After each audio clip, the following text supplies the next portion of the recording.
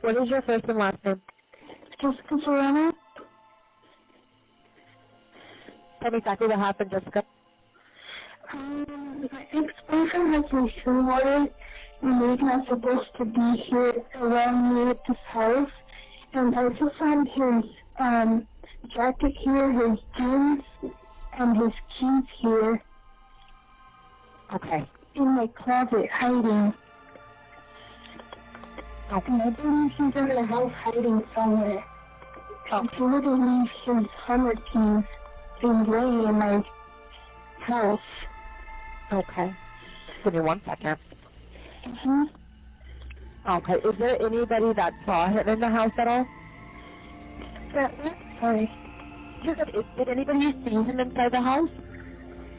No, but his stuff is here. Okay. Got it.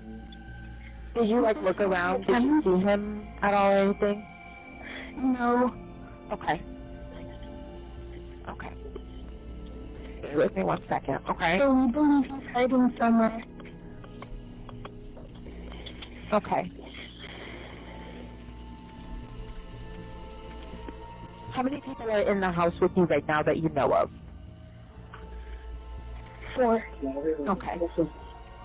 Cameras around your house? Yes, we do. Okay. Did you see anything on the cameras? I don't. Not at the moment. I haven't, because my sister's the one that has the cameras. But I told her to check, so she wouldn't do that now. Okay. Is anyone there experiencing any flu symptoms or been asked to self-quarantine? No, ma'am. Alrighty. I do have that in here. Okay, we're going to go ahead and put them out there. If you do end up seeing him on camera and anything else, just give us a call back, but I have it in, okay?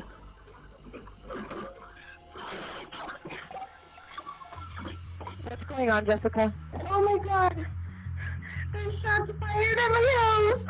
Okay, what's going on? I don't know, I can't lock myself in the restroom! Stay on the phone with me. Stay on the phone with me.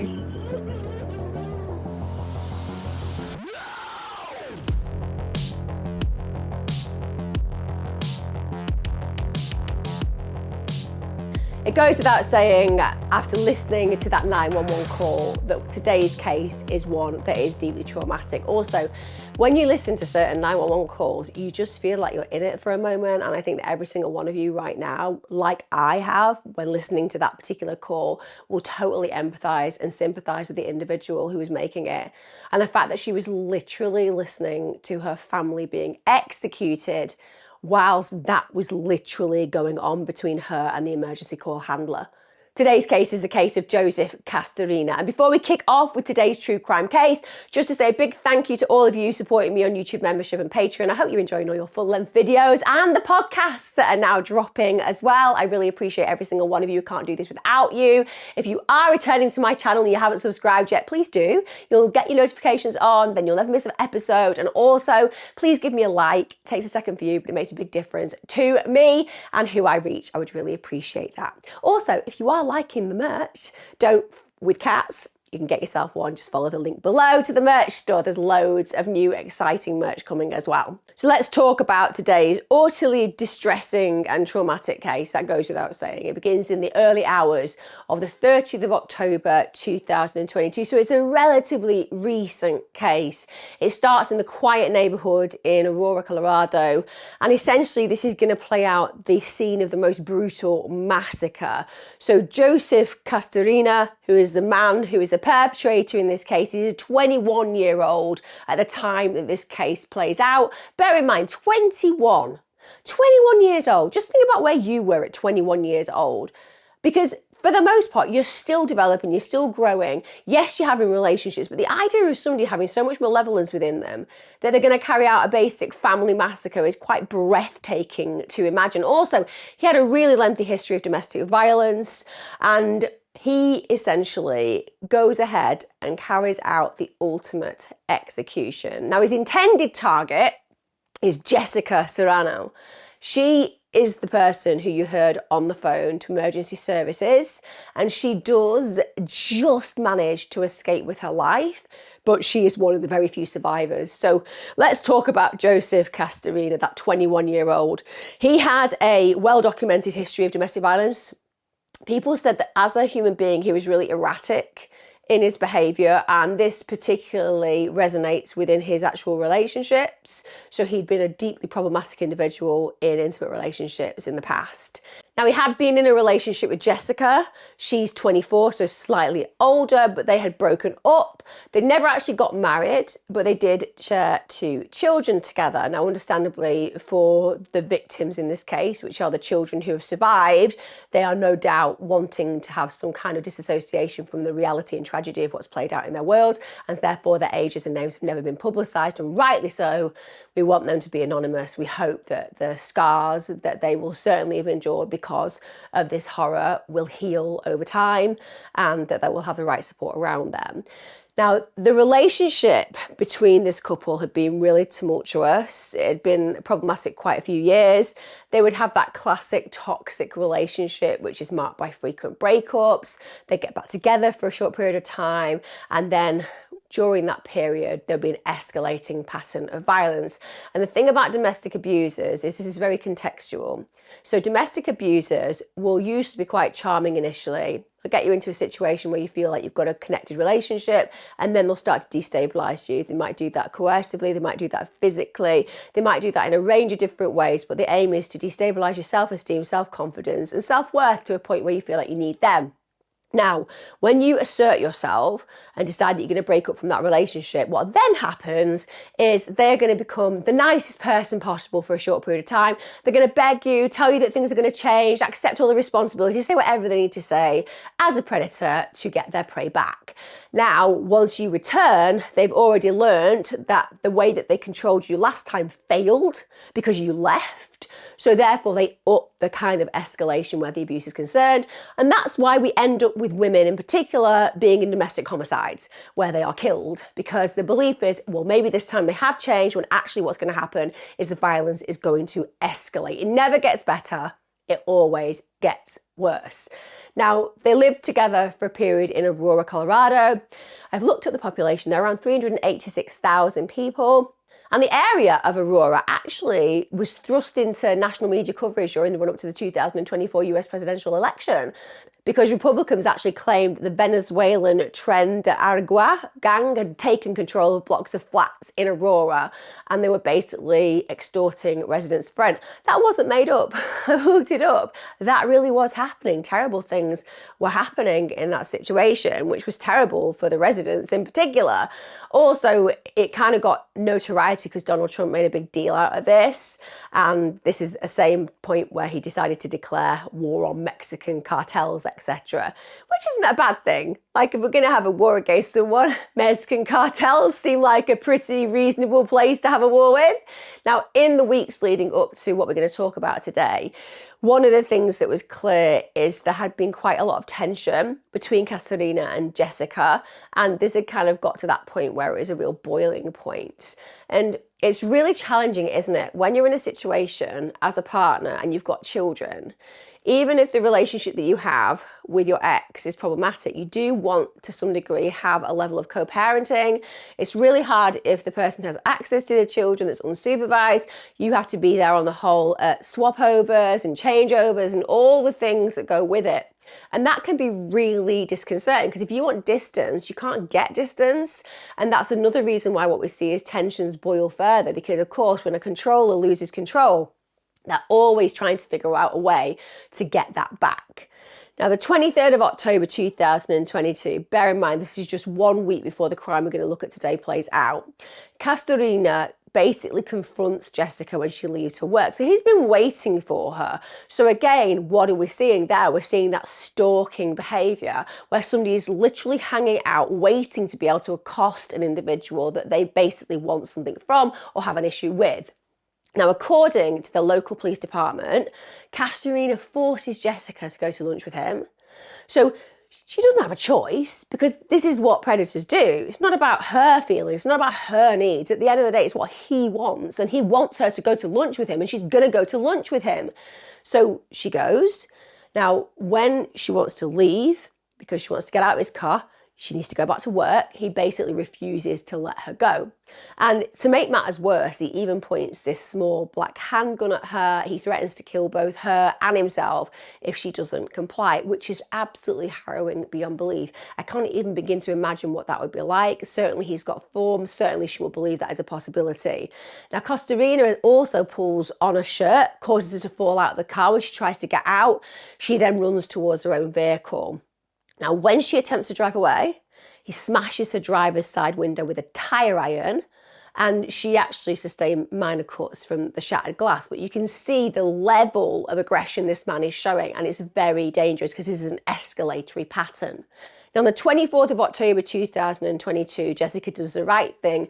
She reports this incident to the police, which is a high-level. This guy has threatened her with a gun, and then when she's elected to leave the situation, he's been violent towards her, and he has a historical basis for being taken seriously as a predator because of previous convictions and issues.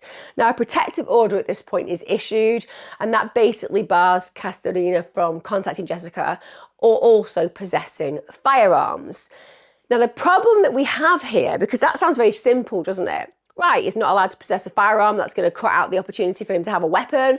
Secondly, he's not allowed to contact her, and that's going to be good for her own protection. But it's not that simple. They share children.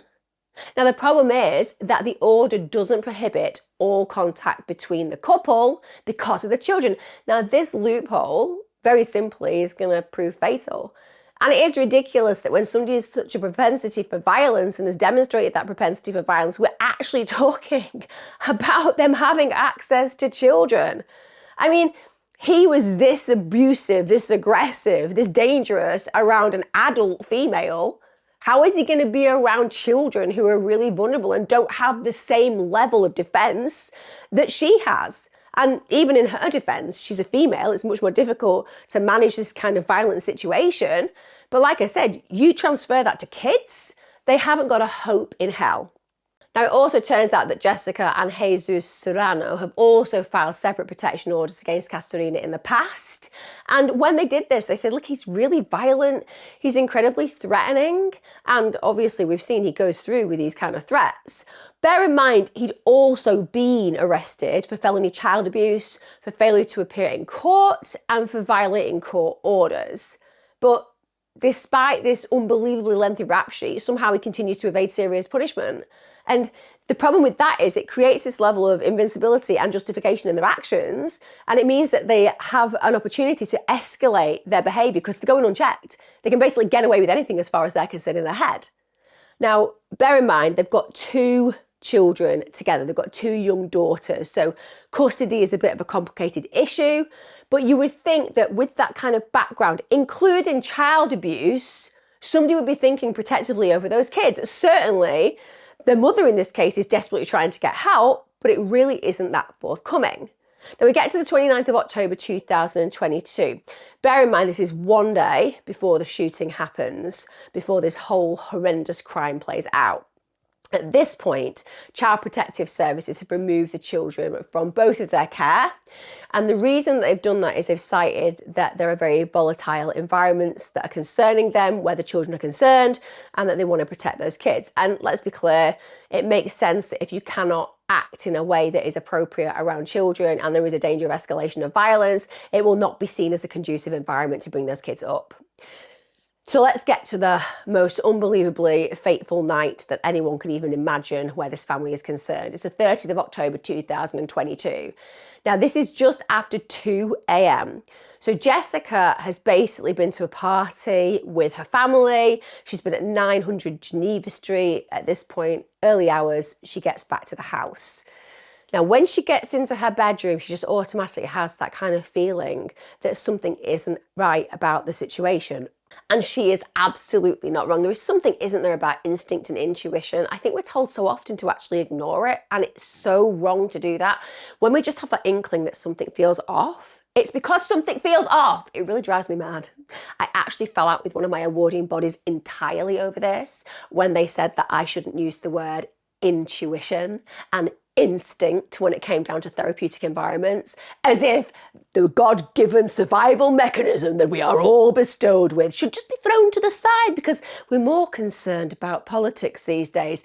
The truth is, when you feel it in your gut, you know it's there for a reason. I'm not saying it's always perfect. I'm not saying it always gives you the actual recognition required for that particular situation. I'm saying though, if you ignore it, well, you're probably going to find yourself in hot water down the line. How many times have we had that feeling about somebody and then somebody has come in and chimed in with, oh, you're very judgmental, only to find out we were not judgmental, we were 100% right. And now we're £1,000 short because the person took it or the person broke our heart and so on and so forth. It is good to listen to intuition and instinct. And she kind of sniffs that out. And then she finds Castorena's jacket, keys and car keys hidden in her wardrobe. So now she's thinking, oh my God, this man who's already put her in these really precarious situations is somewhere in the house. Now, immediately she's terrified. Immediately she does the right thing. She calls 911. And her main thoughts are, he is somewhere in this house. And as you will have heard in the phone call, she is 100% right. And can you imagine being in that situation?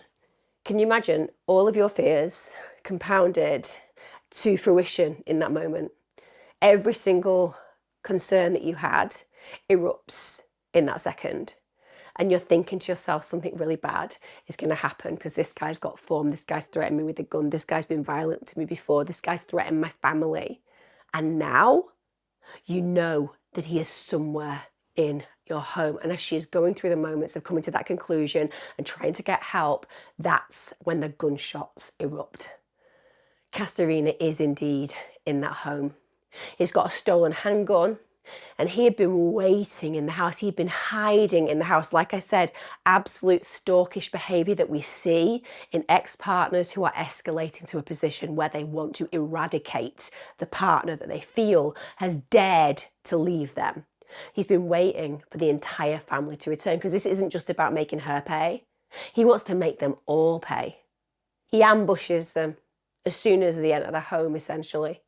Jessica's father, Jessica Serrano, he's 51, he's so young. He's shot twice in the hallway. He dies at the scene, didn't have a chance to defend himself. Jessica's twin sister, Maria Anita Serrano, she's 22. A twin sister. Now listen, a sister is a sister, a sibling is a sibling. We love them wholeheartedly, we connect with them wholeheartedly, but let's be clear, twin relationships are relatively unique. To lose somebody that has been with you since the moment you took your breath, as a sibling, to have gone through the slings and arrows of outrageous fortune together, to have been through your first together, and then to realise that your journey is going to be distinct from theirs because their life has been ended, and ended by somebody that you brought into their world. How do you psychologically even begin to come to terms with that trauma? Then there's Kenneth Eugene Greenleak. He's 20. He's actually found dead in the basement. Now, Kenneth appears to have been Castorena's first victim. And the reason that he was shot was that it seems that he was at the foot of the basement stairs, so he was killed immediately. So a twin sister, Maria, and Maria's husband, Kenneth Eugene Greenleak, who was only 20 at the time, they were found dead in the basement. Now, Kenneth appears to have been Castorena's first victim. He was shot at the foot of the basement stairs, and then Maria was killed by 2 gunshot wounds. I mean, it's just relentless.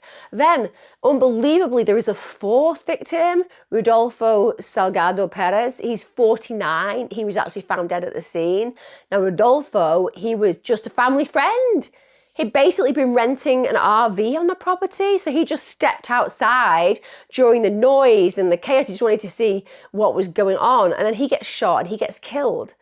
Castorena, in a matter of minutes, has executed a large portion of a family and an individual totally unrelated to any of the relationships that he may have had issues for. Now, of course, at this moment, Castorena has managed to kill so many of this family, but that's not enough. That's absolutely not enough. Because the one person he's come for is Jessica. Now, bear in mind, he's executed all of those individuals first, and we only ever have a finite amount of bullets on the whole. But there is something, isn't there, about a perpetrator that it isn't just enough to harm or indeed kill the ex-partner. It's not enough. Sometimes what you really want to do is you want to torture them. You want them to know in what you consider will be their final minutes, the agony they will experience when you have literally executed everything of meaning to them.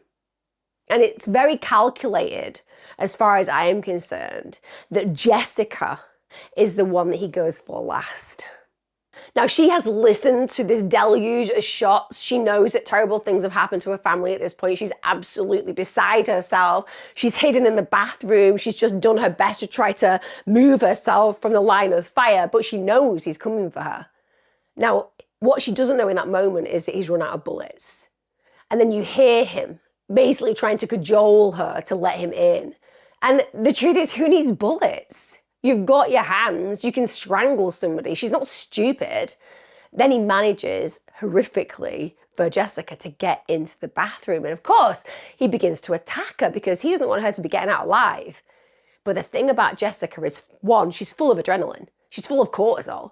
Her fight-flight sensors are in full force. She knows terrible things have happened in that house, and she knows that if she does not fight and fight for her life, there is no way she will be leaving that bathroom. And she's incredible because she is not just able to fight back, she actually manages to destabilize him as he's going for her because it's a small space, the bathroom. She throws him into the bathtub and she flees the house. And my God, she gets out and she's running into the back garden. Then she's running out onto the street. And of course, what is Castorena doing? He's chasing her. He's chasing her because he doesn't want her to get away. She's the actual motive that he's there. Yes, he's going to have broken her heart into a million pieces by killing her family. But at the end of the day, the true victim that he wants is her. And she has managed to escape. So he's going after her. But then he realizes he is not going to be able to do this in a way where he will also be able to escape the authorities because he's not stupid. He realizes that there is a strong possibility they are already on their way. And what is he going to do in this moment? He's caused this carnage, he's caused this chaos, he's caused this death. And now he wants to save his own skin. That's what true cowards always do.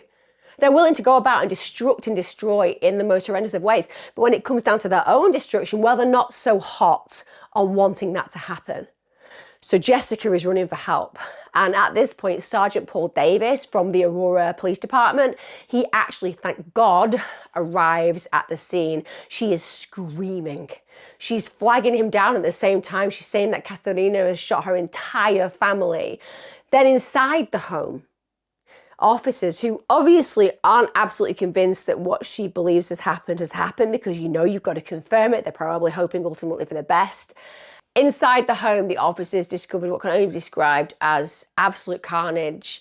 They discovered Jesus, Maria, Kenneth and Rodolfo's bodies. And also, harrowingly, there were 2 young children in that house. So Maria and Kenneth's twin daughters, who were just 1 year of age, they were discovered. And it is harrowing to imagine that whilst they were, of course, unharmed, thank God, because he'd ran out of ammunition, they were absolutely traumatized. You know, 1 year of age. Well, just over, they were 1 year, 3 months, but this is so harrowing to imagine. And it also breaks my heart to imagine that here we are with twin daughters, just like Maria and Jessica. They were twins too. And it just kind of breaks your heart that this would be something of celebration, that the family had repeated that pattern where twins were concerned in the family. And in this case, their own mother, the twin of Jessica, has been executed. And they've also lost their father. How absolutely devastating is that knowledge? And the chances are, if he'd had bullets, because certainly he was willing to kill everybody that he came across in that situation, including the guy who was completely uninvolved in the RV, why wouldn't he have shot those kids? This is a man who's a perpetrator of the highest level. He wouldn't have been concerned at all. But fortunately, he did run out of bullets and those 2 children lived. Now, Castorena successfully flees the crime scene, but he leaves behind his car, his wallet and his phone. So that means he's going to need some help, isn't he? It's going to be really challenging to get anywhere without your car, without your wallet, without your phone. And that's one of the most disgusting things about cases like this. Because often there are no shortage of people that will take these perpetrators and give them license to leave, even though they know the despicable nature of their crimes. Now, the Aurora Police Department, they launched this absolutely extensive criminal investigation, and you have to give it to them. They are absolutely intent on bringing this murderer to justice. Now, while searching the house on 900 Geneva Street, detectives end up being able to recover a stolen 9mm Kimber handgun. They find 9 shell casings and also Castorena's abandoned car and wallet. They find fingerprints on the gun that match Castorena, and the ballistic analysis confirmed that the shell casings are linked to that 9mm Kimber handgun. So it's bang to rights, dead to rights, as you would say in the States. They need to get this guy. He is a dangerous assailant, and he is somebody who is absolutely willing to kill for whatever he requires. Now, they get the identification of Castorena quickly because obviously they've got a direct witness, and he is their only suspect and their prime suspect. It's as simple as that. There are a lot of witnesses who actually reported that he fled the scene barefoot. Also, his phone was found discarded in the back garden of the Serrano property. And again, why has he done that? Because he's not stupid. He doesn't want some digital footprint. He doesn't want people to be able to trace that phone being connected to him. So he's got rid of it. Now, when the manhunt begins, basically reverse 911 calls issued to alert residents in the area. Now, because there is this very dangerous man on the loose, a reverse 911 call is issued to alert residents in the area, and then this truly massive manhunt begins. And I mean, it's massive. They have police dogs, they have drones, they have police officers, they're all combing the neighbourhood, but unfortunately, it's too late. Castorena's nowhere to be found. So he is on the loose, and they're fearful that he might have absconded elsewhere. The police then circulate a description of Castorena. It's with a photograph of him. He's 5'4", he's slim. Also, he's got a very noticeable lion tattoo on the left side of his neck. And they also state that he is indeed armed and dangerous. I don't know about you guys, there's always that bit of my head that's like, you know, when people are, shall we say, high-level predators, I do believe that they're marked with a level of stupidity as well. I think that, you know, the universe is like, one day, we need to know where you are, because there's just something about you that makes you a wrong 'un kid. And they therefore find themselves doing things like having a massive lion tattoo on the neck, which isn't something that you wouldn't notice, particularly if you're 5'4" and a bloke. There's just one of those things that when you're quite a petite male, if you've got a major tattoo on your neck, I'm going to notice you. I'm really going to notice you. Initially, I'm going to notice you because I'm going to think, is that a small teenager? And why have they got a massive tattoo on the neck if they are? And then they turn around and like, oh no, it's just a more petite male. But it is one of those marks that if somebody, I don't know, is hunting for you because you're a wanted man, it's not going to bode well. No amount of foundation is going to cover that up. But basically they put this out, the alert's there, they're looking for this guy and they are desperate to bring him in. Aurora Police Department replied to a tweet on X asking whether Castorena had been found because people are desperate to know. And they responded, unfortunately, no, but we have not stopped working on locating him. If anyone knows where he is, please call at Crime Stoppers CO. They also then put it in that there was a $2,000 reward. And then the following day, Crime Stoppers increased the reward to $10,000. And the Aurora Reward Fund, they also offered an additional reward of $5,000. And people will often say, well, why would money come into it? Well, it's because some people are broke and loyalty is quite affected by that kind of reality. So, you know, you might rat somebody out that you kind of know would usually be relatively loyal to, but because there's $15,000 available, you're actually going to go for the side of justice in this case because it means that your purse is full. And that happens time and time again. So money is a good incubator of personal perspective change when it comes down to telling somebody that you have known or seen or have some kind of involvement of an individual who is on the run. So at this point, there are tips from the community, and that actually led investigators to focus on Castorena's family. On the 1st of November 2022, Juan Angel Castorena, who is Castorena's brother, who's just 18 years of age, he was arrested. So he's arrested near West Bellevue Avenue and South Federal Boulevard in Denver. He at this point is charged with accessory to first-degree murder after the fact. So the police didn't believe that he was involved in the shooting itself. So according to Colorado state law, a person is an accessory to crime if with intent to hinder, delay, or prevent the discovery, detection, apprehension, prosecution, conviction, or punishment of another for the commission of a crime, he renders assistance to such a person. Now, that crime is a felony in Colorado. Now, the severity of the crime would depend on what Juan Angel Castorena knew of the allegations against his older brother when he was allegedly helping him, because understandably, if his brother's like, I just need to get out of this area, I'm in some trouble, and he doesn't actually confide that he's murdered a group of people, his brother's probably going to have a loyalty to him and a sense of desire to help him. But Juan actually admits to driving Castorena away from the crime scene.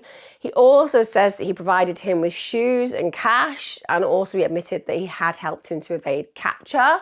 So he was actually arrested on the same day the coroner's office released the victims' names to the public.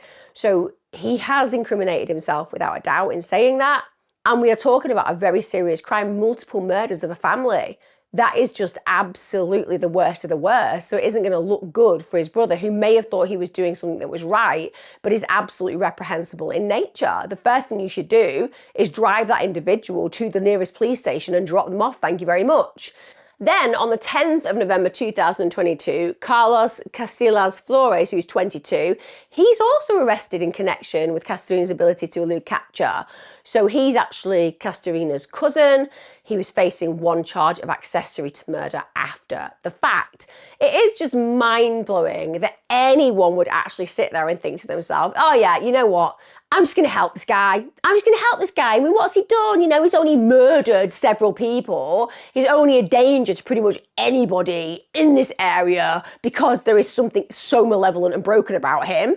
But you know what? I'm just going to help him escape. What problems could there be? Well, what problems could there be with me just helping this felon, this murderer of the highest level, just escape? And let's just think about his motivation. What was the motivation? Oh, yeah. His girlfriend split up with him. I mean, if that is not a reason to act in the way that he is acting, I mean, what kind of reason do you need? I mean, it's ludicrous. And you know what? The reason that culpability is required to such a high degree and such a high level is it has to act as a deterrent to others, because it doesn't matter who that person is. It doesn't matter whether it's your child and you secretly want to go, it's all right, kid, I'll come with the pigs and the lime and the spades and we'll hide the bodies because I love you.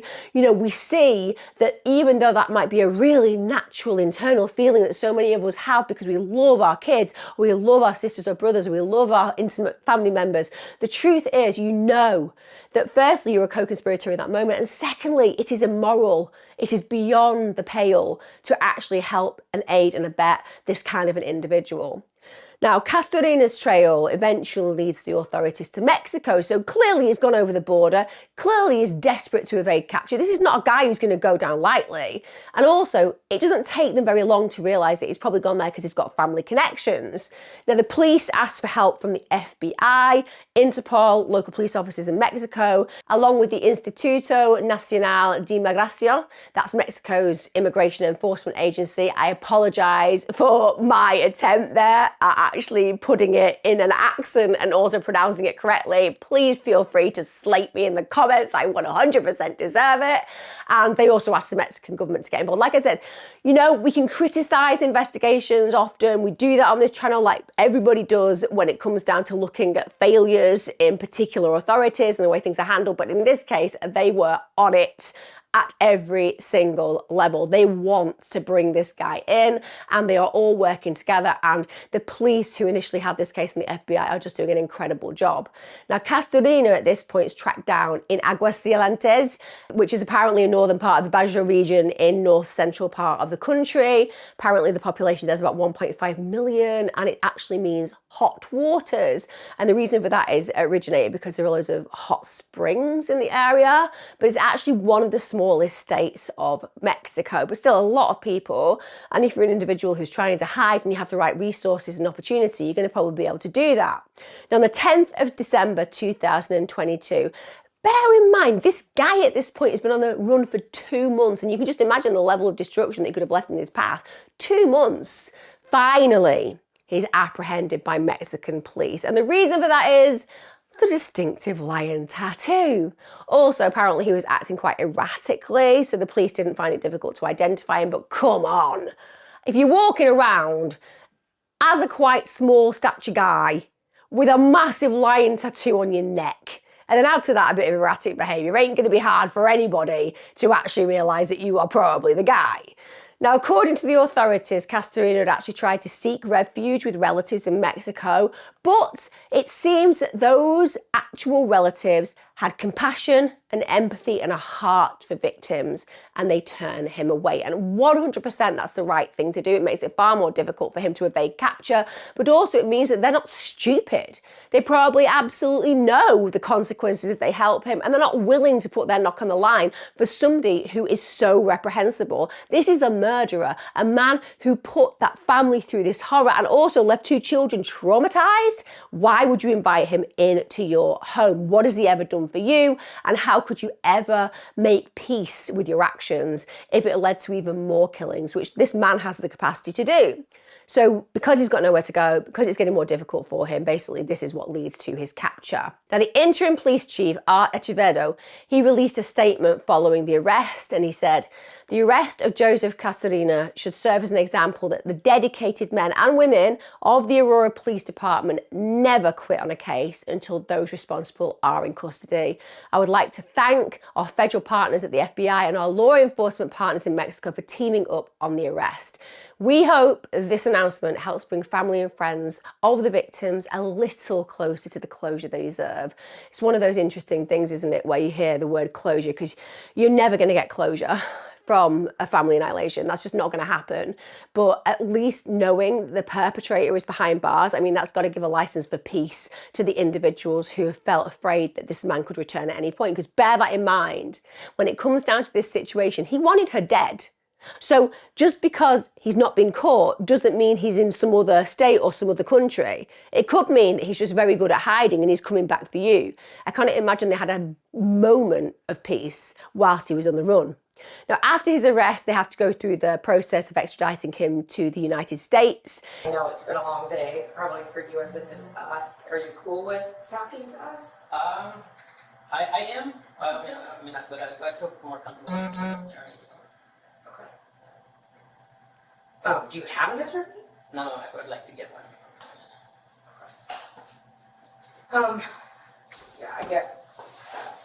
I'm trying to figure out. So right now you're here. You have a federal hold. The hold would be here till and go to Colorado, or how would that work? Yeah, that's it. Yep. So I don't know if you would. I don't honestly know really how that works. You have to get. I don't know if it's a federal attorney and then you get a state public defender. Okay. So okay. Yeah, and obviously we came from Colorado. I'd really like to hear, your side of the story. We've talked to quite a few of your family members. Yeah, man. So, from what I seen on the news, it's totally different. So, my side. right. How things happen. Right. Okay. And you don't want to. No. It's my understanding you already have a bit Have been. talking about what's going on. Somewhat.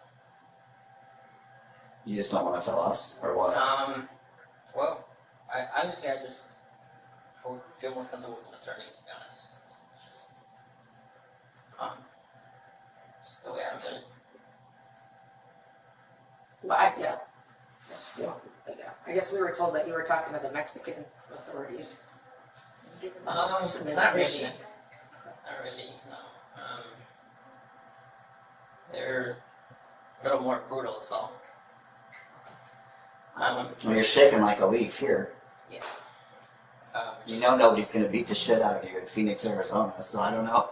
What? I said nobody's going to beat you up here. Oh, no, I know, I was shooken up because I was passed out of there, I haven't slept, so. Honestly, just 2 hours sleep, I haven't slept since, say, Saturday that I woke up in the morning, I slept at all, so. The Mexican police did rough me up a little bit, so. They're not very nice. It's no understatement. Alright, well, like I said, nobody's going to beat you up here, so if you don't want to talk, that's kind of where we're at. He's then taken into custody by the Maricopa County Sheriff's Office in Arizona, and at that point he's then transferred to Colorado to face the charges that he absolutely deserves.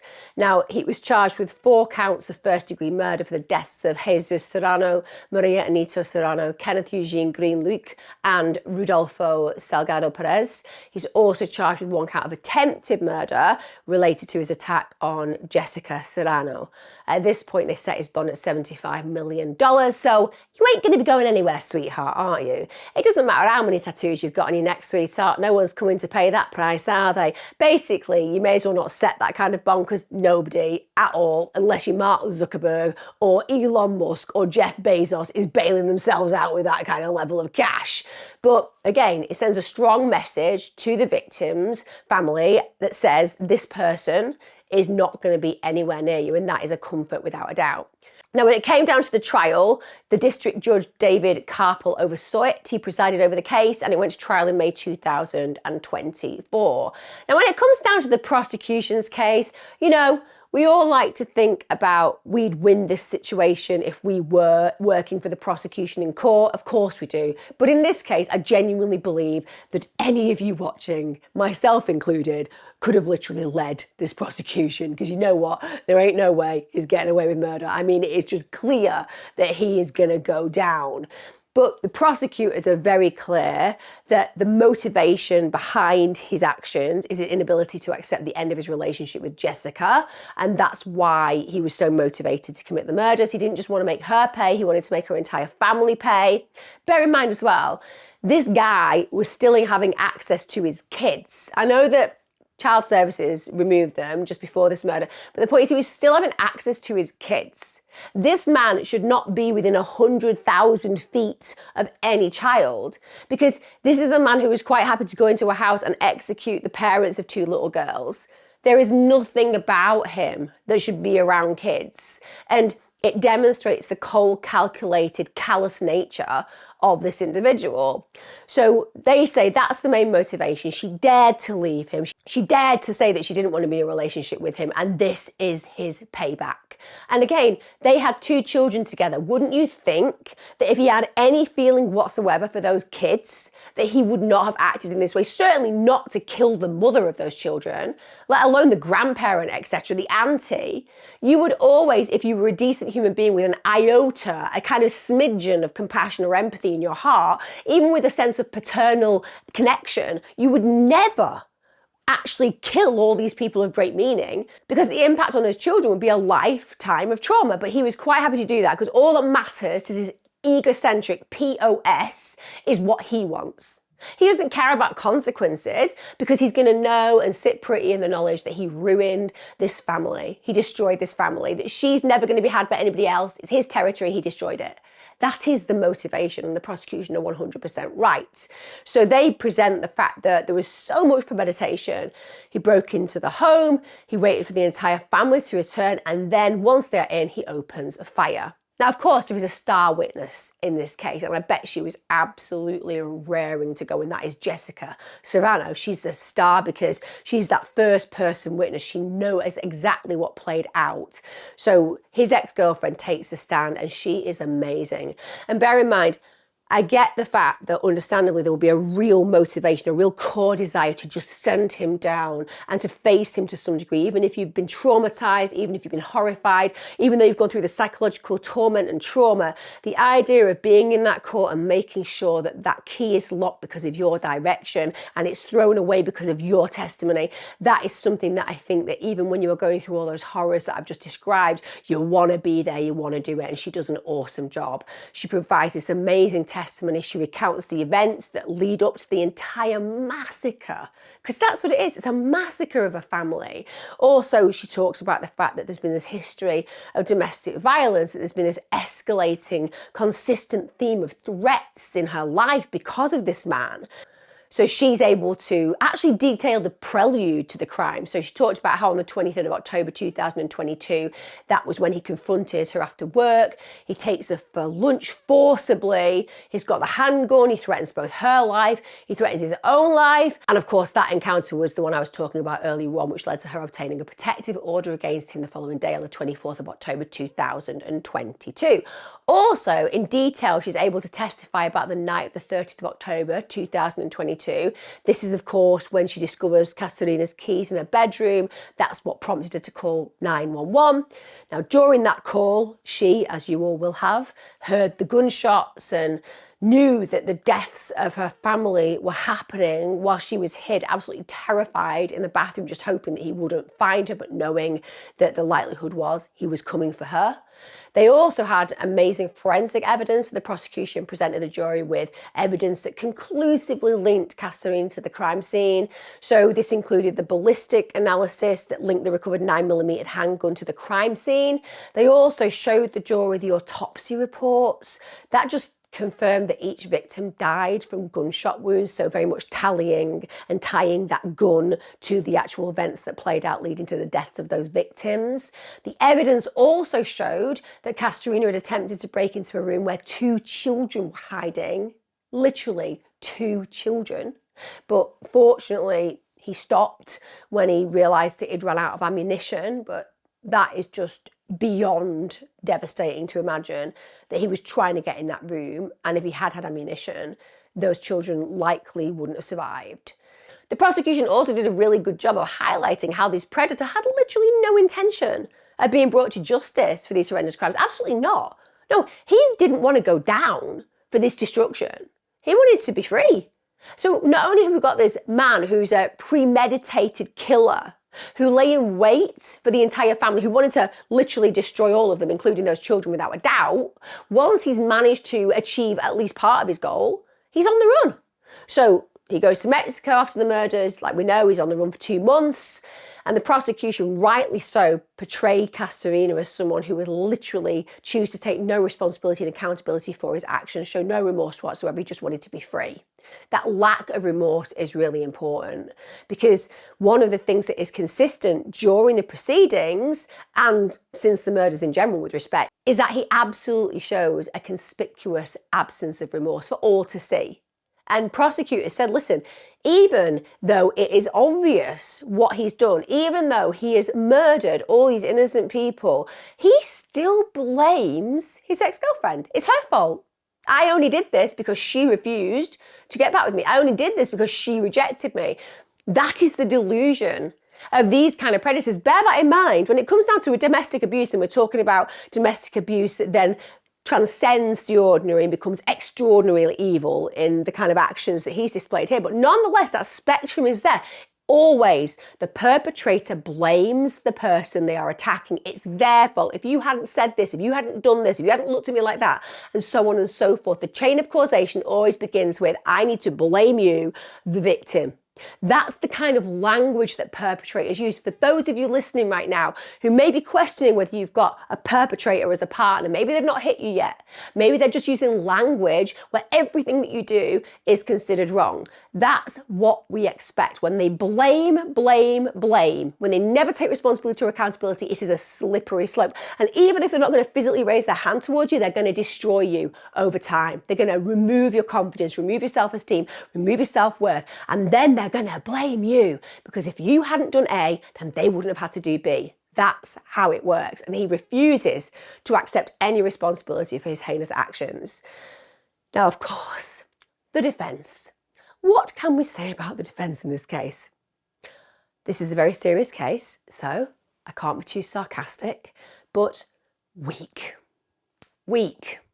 Because there isn't an opportunity to defend this kind of individual. There just isn't. You're never going to get somebody going, oh, I really understand the motivations of him wiping out a large part of this family.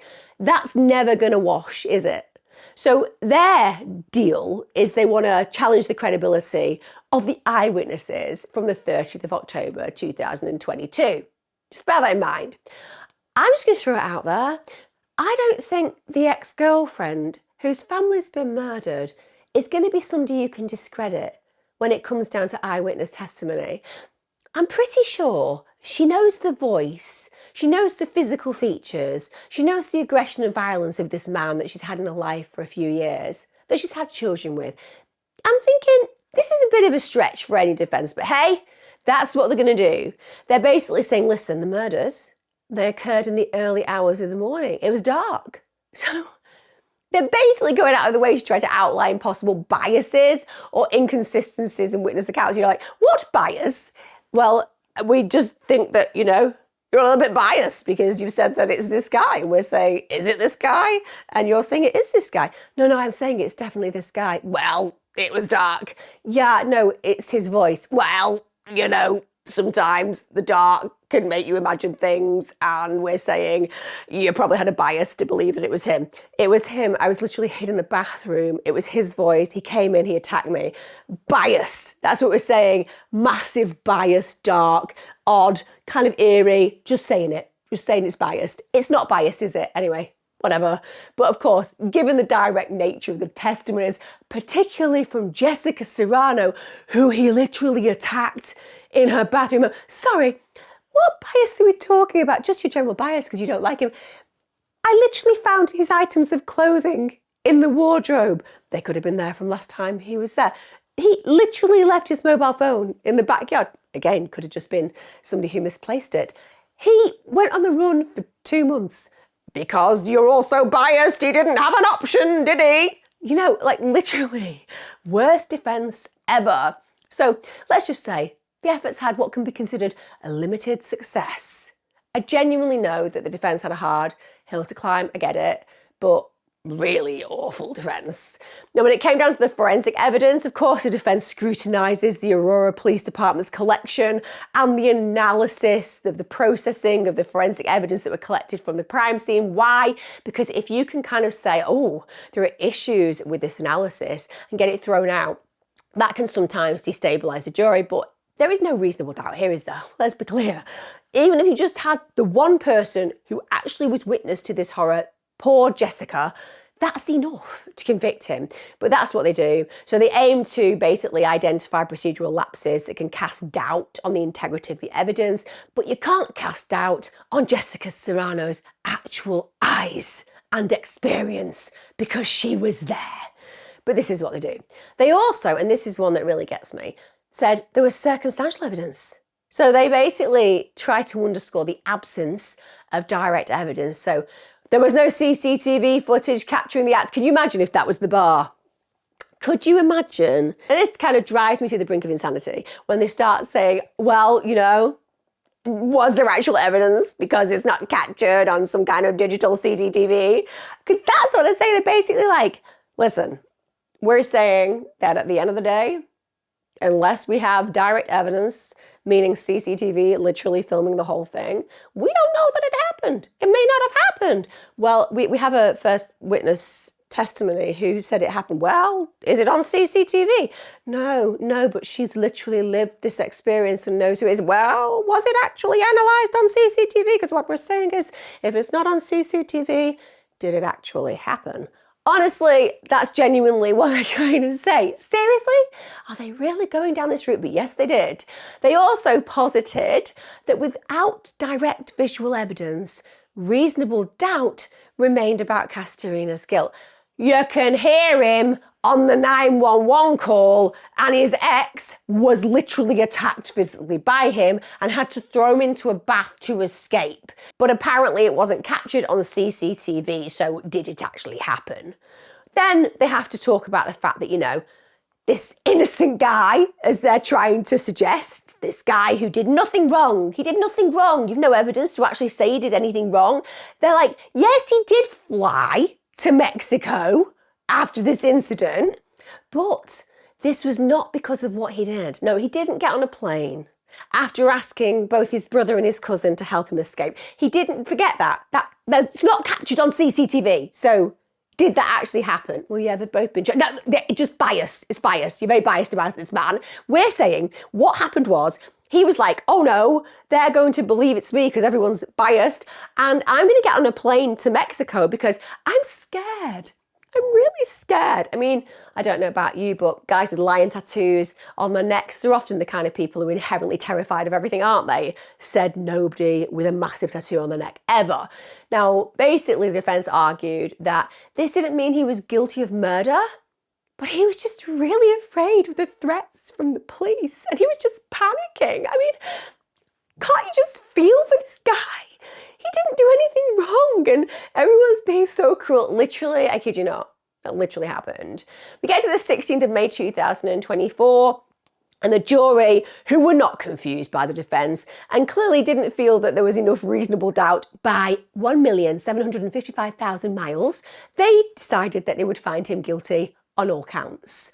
And they also included guilty regarding the enhancers for the use of a deadly weapon. So bang to rights, dead to rights, as you would say, and 100% deserving of this. Now, after the verdict was read out and rightfully celebrated, Senior Chief Deputy District Attorney Darcy Cuffall made a statement to the press saying, Mr. Castorena attempted to evade justice by fleeing to Mexico. We were not going to let him get away with murder. It was my honour to prosecute this case and help bring justice to the victim's family. Then District Attorney John Keller stated, this defendant went on a murderous rampage and then tried to escape justice by fleeing to Mexico. I want to commend the tremendous efforts of the detectives and officers with the Aurora Police Department who investigated this case and tracked him down. After today's verdict, he deserved to spend every last second of his life behind bars. Then Deputy DA Lauren Ribel said in a statement, in the blink of an eye, Mr. Castorena destroyed so many lives. This guilty verdict ensures the defendant will never be able to victimise anyone else. The Aurora Police Department deserves tremendous credit in helping us track him down and bring him to justice. And you know, you have to say that. You have to note that because, like I said, this was such a determined approach. They didn't leave any stone unturned. They knew they had the guy and they knew they were going to get their guy. And they went to every length to bring him back to face justice. And wow, did he face justice.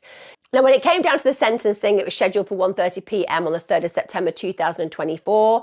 Now, in Colorado, first-degree murder convictions are essentially a foregone conclusion in terms of sentencing. So these kind of defendants are automatically subject to life sentences in prison without the possibility of parole. Here. However, Judge Carpel, no, wasn't that content to just administer the formalities of this final judgment. No, instead, they were like, we're going to take a different opportunity. We're going to do this in a different way. So what he did was sharply upbraid, that's the quote, Castorena for the fatal violence he committed and the historic insignificance of his life. Literally, that's what was said. So it amounted to this. He was sentenced to 4 consecutive life sentences without the possibility of parole, of course, plus an additional 24 years for the attempted murder charge. So this guy was like, listen, you're not just getting a life without parole, you're getting a life without parole. And then I'm throwing in 24 years just in case some kind of weird things happens in this universe and we're all gifted with a level of eternity. It's not happening. You're not getting out. It's as simple as that. Now, the judge stated that he considered Castorena's prior offences, which include, of course, his history of domestic violence, the violations of protective orders during sentencing. These are real aggravating factors. He also said that this just highlights the absolute systemic failures that allowed Castorena's behaviour to escalate completely unchecked. In fact, in his sentencing remarks, District Judge David Carpel ripped into the defendant. Like I said, he called him an insignificant little man with a big gun. And I know that some people will think, well, why did he say little? Because he did have a really small stature. He's 5'4". That's not what the judge is putting across. He's not being heightist in that moment. I genuinely believe that. He's telling him he's insignificant because he is such an individual with such a massive ego, with so little to actually have that ego for, that insignificant little man with a big gun, it's demonstrating that he's a coward. He's a coward with nothing to him, apart from the fact that he could get a loaded weapon. And that's what made him dangerous, because there was nothing significant about his life, his achievements, who he would be. He was just a complete failure. And Judge Carpel also commended Jessica because she was amazing. He commended her for her extraordinary courage in the most difficult of circumstances, given the evidence of this case, and said that in over 30 years of working in the criminal justice system, he had never seen a case like this before. It just highlights how grave it was. He actually said, I have had many people stand before me as defendants and say, I'm not a bad person, I just did the wrong thing. And I've sometimes agreed with them. But Mr. Castorena, you are the biggest exception to that rule. Your actions were those of an insignificant little man with a big gun who had to control the people in his life that he supposedly loved, and did so with such abject violence. This insignificance of yours will dissipate in time into ether, where you will become forgotten. Powerful words. I wouldn't want to get on the wrong side of that judge, even if he was my father, with that kind of blistering reality that he speaks in his words. I mean, very powerful. Now, before I come to the end of this case, I feel it's really important to underscore just how much the system failed to protect Jessica Serrano and her family in this case. Bear in mind, there'd been a protective order in place for just 1 week, yet Castorena was able to break into the home and murder 4 people the very week it was issued. Every single year, over 12 million women and men in the US fall prey to intimate partner violence, stalking, dating abuse, or rape. Shockingly, on average, 20 people every single minute become victims of domestic violence acts. Around 1 in 4 women and 1 in 7 men aged 18 and older in the US have endured some form of severe physical violence from their partner. 85% of domestic violence victims are women. Women are 5 to 8 times more likely than men to be victimised by an intimate partner. And guns are the most commonly used weapons in domestic violence homicide. A woman is 5 times more likely to be killed if her abusive partner owns a gun. That's just a terrifying statistic. In fact, the number of female homicides by violent partners with a firearm has accelerated quite massively in recent years. So more than half of women killed by gun violence are killed by family members or intimate partners. Every single month, an average of 76 women are shot and killed by an intimate partner. That's nearly 6 million women in the US have been reported having a gun used on them by an intimate partner. It is staggering, isn't it? Now, identifying risk factors associated with domestic violence is absolutely crucial, guys. It really is. If we're going to understand and prevent this kind of harmful behaviour. It's also noted that substance abuse, like drug and alcohol addiction, that's something that could also exacerbate violence in households. So it increases impulsivity, it impairs judgment, it lowers inhibitions, and obviously that means there can be a higher risk of abusive behaviours. Then there's social and economic factors, so unemployment, financial stress, social isolation, and you also can't forget cultural and societal norms that perpetuate gender inequality and condone violence. And I'm sorry, it might not be PC and positive to say for some people to hear that, but it's real.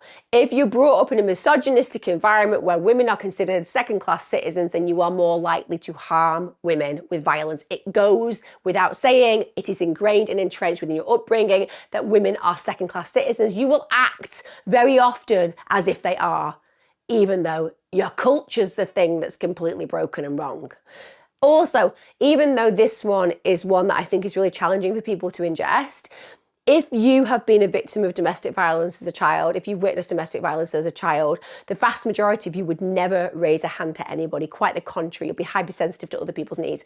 But statistically, people who have experienced that kind of violence are more likely to become domestic perpetrators than those who haven't experienced it. Like I said, we're not saying that that is going to create somebody that is going to be for everybody who's experienced that. Quite the contrary, like I said, it isn't, but just that small statistic means that that is more of a trigger point for those individuals. And that kind of speaks to us about needing to get right in there with families who have this dysfunction to diffuse those kind of capacities in children, because they deserve that start to their lives. They don't deserve to be brought up in households of such violence. This case is just mind-blowing. Imagine meeting somebody, getting into a relationship with them, having kids with them, believing the best in them, and the payback for that is you literally have a large portion of your family executed in front of you. That's what happened to our victim in this case and all the victims in this case. And like I said, the ramifications are huge. There are 2 children who've been left without their parents. There are 2 children who know that the father created this massacre and impacted so hugely on their mother. I hope that they get the time, the attention, the care that they need to at least heal to some degree. You're never going to heal fully. I would love to know your thoughts on this case because, like I said, The judge is right on every single level in his damning judgment of this killer.